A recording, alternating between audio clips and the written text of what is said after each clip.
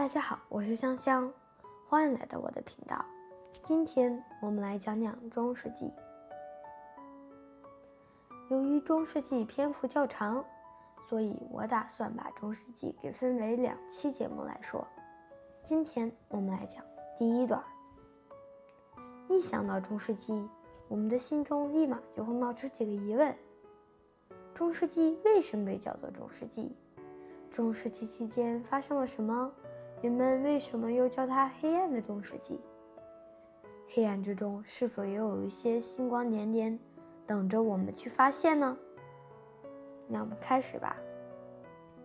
如果我们把中世纪给放到一座时钟上，那么中世纪就在凌晨4点钟开始，然后大约在14点钟时，漫长的中世纪就逐渐消散了。这么说，中世纪持续了10个小时。如果每一个小时等于100年的话，我们可以假设耶稣是在0点诞生的。1点半时，保罗开始四处游历传教，1刻钟后死于罗马。快接近3点时，基督教仍大体上被禁止，但在313年时，基督教已经被罗马帝国接受。那时是君士坦丁大帝执政的时候。许多年后，这位伟大的君主在临死前受洗成为基督徒。380年时，基督教成为罗马帝国的国教。罗马帝国最后不是衰亡了吗？它这时才刚刚开始瓦解而已。这段时期是文化史上变动最大的一段时期之一。当时罗马不但外有北方蛮族入侵的威胁，内部也是分崩离析的状态。330年时，君士坦丁大帝将罗马帝国的首都从罗马迁到他在通往黑海之处新建的一个城市，这是坦丁堡。许多人将这座新城市认为是第2个罗马。395年时，罗马帝国一分为2，西方帝国以罗马为中心，东方帝国则以君士坦丁堡为首都。410年时，罗马遭蛮族掠劫，直到476年，整个西方帝国都被摧毁了，而东方帝国则一直存在，直到1453年，土耳其人征服君士坦丁堡之后，东方帝国才被摧毁。也就是在那时，君士坦丁堡就改成我们现在所说的伊斯坦布尔或伊斯坦堡。事实上，这2个词指的是同一个事物，因为英文的 burg 既可以翻成堡，也可以翻成布尔。另一个值得注意的年代就是公元529年，也就是基督教会关闭柏拉图学园的那一年。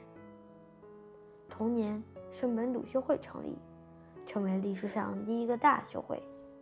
这年因此成为基督教会钳制希腊哲学的一个象征。从此之后，修道院垄断了所有的教育和思想。柏拉图学园是一个由柏拉图在公元前387年创立的一个学院，持续了将近9个世纪。它从一个由柏拉图亲自教授导的哲学圈子，逐渐演变成了一个历史悠久、影响整个西方文化的学院。如果我们今天去雅典亲眼看看它的话，它就在雅典古城墙外西北1.5公里处。不过，和帕特农神庙这种雄伟的地上遗址不一样，我们将会看到一个考古公园，内部将近没有任何显眼的建筑。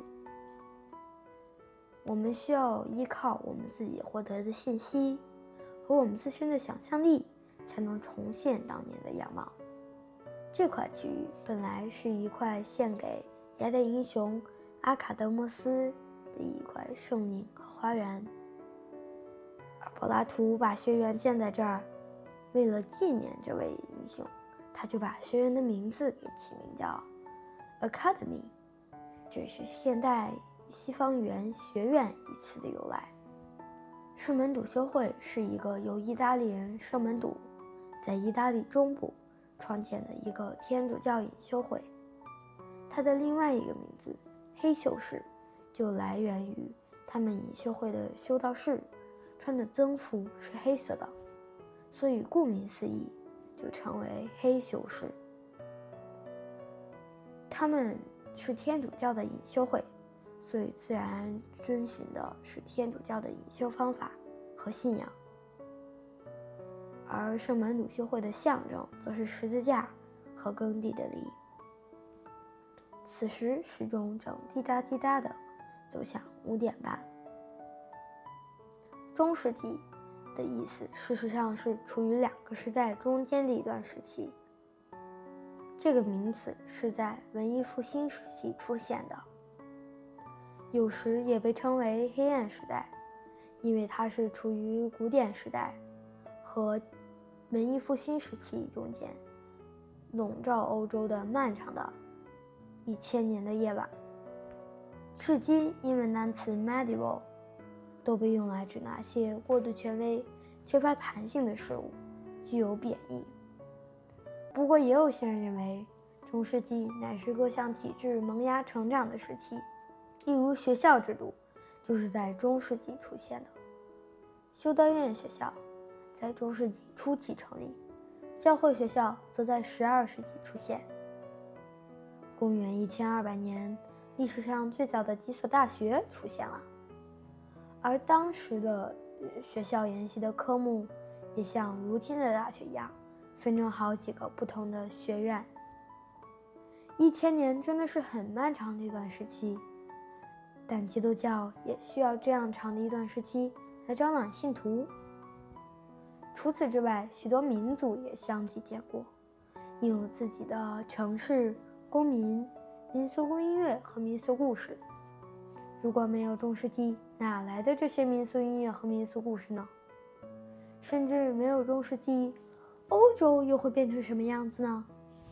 也许仍然是罗马的一个省份吧。英国、法国或德国这些名词就是在中世纪期间出现的。在中世纪这个浩瀚汪洋的深处，有一些闪闪发亮的圆儿游来游去，只是我们不见得都能看到而已。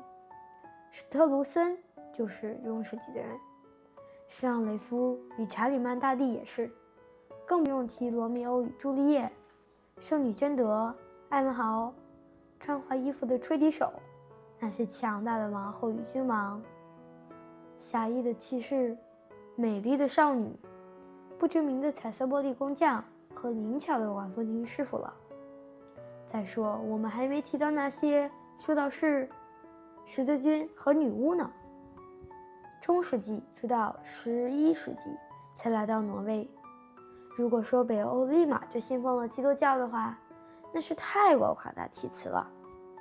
当时在基督教的表面之下，还有一些古代的异教潜伏在其中，而这些早期的信仰有很多最终融入了基督教，成为基督教的一份子。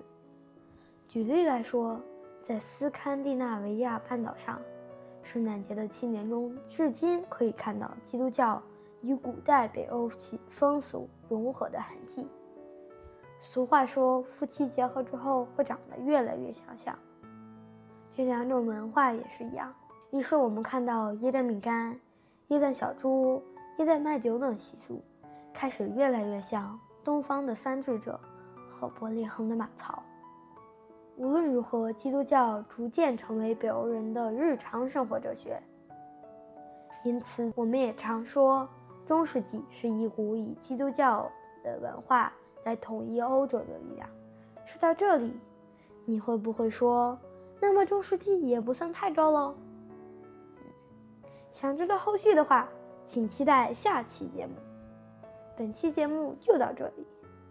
如果你喜欢我的节目，期待下期节目的话，请给我点赞、关注、收藏、分享。我们下期再见，拜拜。